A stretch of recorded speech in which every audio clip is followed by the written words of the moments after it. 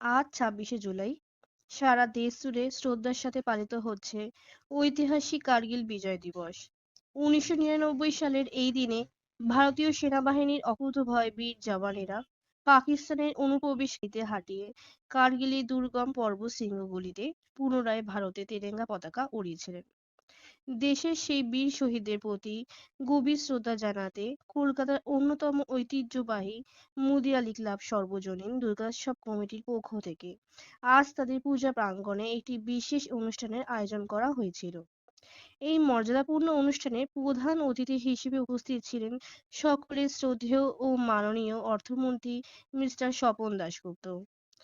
মুদিয়ালি ক্লাবের আহ্বানে সাড়া দিয়ে এই মহৎ মুহূর্তটিকে ক্যামেরাবন্দী করতে আজ উপস্থিত ছিল cinematic news and entertainment team.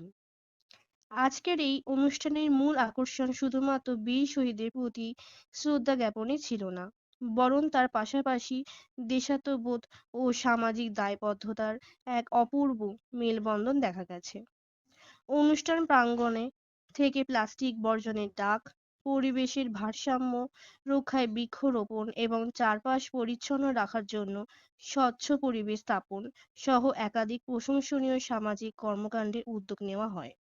Kargil বিজয় দিবসের মতো একটি পবিত্র দিনে মুদিয়ালি ক্লাবের এই মহৎ উদ্যোগের সাক্ষী থাকতে পেরে সিনেমাটিক নিউজ অ্যান্ড এন্টারটেইনমেন্ট পরিবার অত্যন্ত গর্বিত ও আনন্দিত। সমাজ সচেতনতা ও দেশপ্রেমের এই ধারাকে বুকে নিয়ে আমাদের ভালোবাসার মুদিয়ালি ক্লাব এভাবেই আগামী দিনে আরো এগিয়ে চলুক, এই আমাদের আন্তরিক কামনা।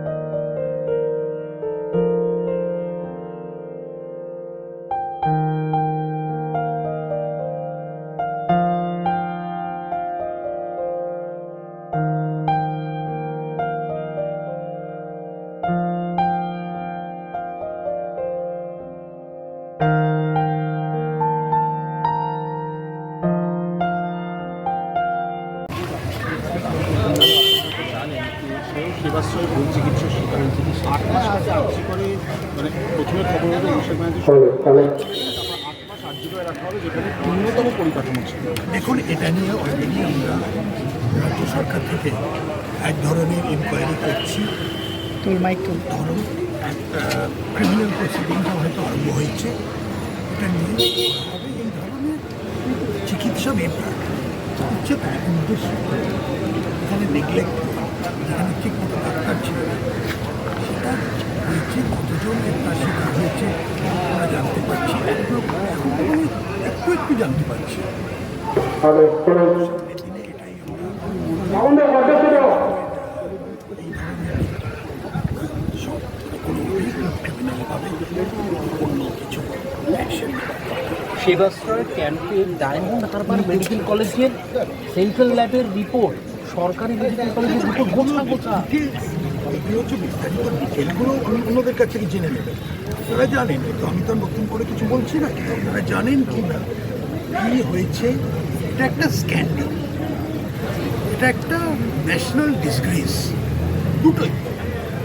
সেগুলোকে আমাদের আমাদের তো লজ্জিত তো নিশ্চয়ই, কিন্তু আমাদের রাগও হচ্ছে, দুটোই। এটা দেখতে হবে। সেটা সাংবাদিকদের সঙ্গে যুক্ত। আপনি একটু দেখেছেন যে গত প্রচেষ্টা অনেক সাংবাদিক আক্রান্ত যারা অ্যারেস্ট হয়েছে, দেখা যাচ্ছে তাদের একজনের সোশ্যাল মিডিয়াতে বন্ধুঘাটে ছবি, তৃণমূলের প্রচুর লিঙ্ক। তৃণমূলের লিঙ্কটা বড় কথা না, কিন্তু তারা যদি এমন কিছু করে থাকে, এগুলো এখানকার যে গুন্ডা আইনটা আমরা এনেছি, সেই গুন্ডা আইন যদি কোনোভাবে লঙ্ঘন করে তাহলে খুবই কড়া অ্যাকশন নিতে হবে। সে যেই হোক, রাজনীতিক কোন দলের ছেলেই ছিল সেটা বড় কথা না, কিন্তু ক্রিমিনাল বিহেভিয়ার সেটাকে আমরা বরদাস্ত করবো না। কোথাও কি মিছিলে কি মানে ঢুকিয়ে দেওয়া হয়েছিল লোক করে? দেখুন, এটা আমি কিরমভাবে বলবো, এটা যারা ওখানে ছিল তারাই বলতে পারবে। আমি মিছিলে যাইনি, মিছিলের ধারে কাছেও ছিলাম না, তাই এটা তার ঠিক থ্যাংক ইউ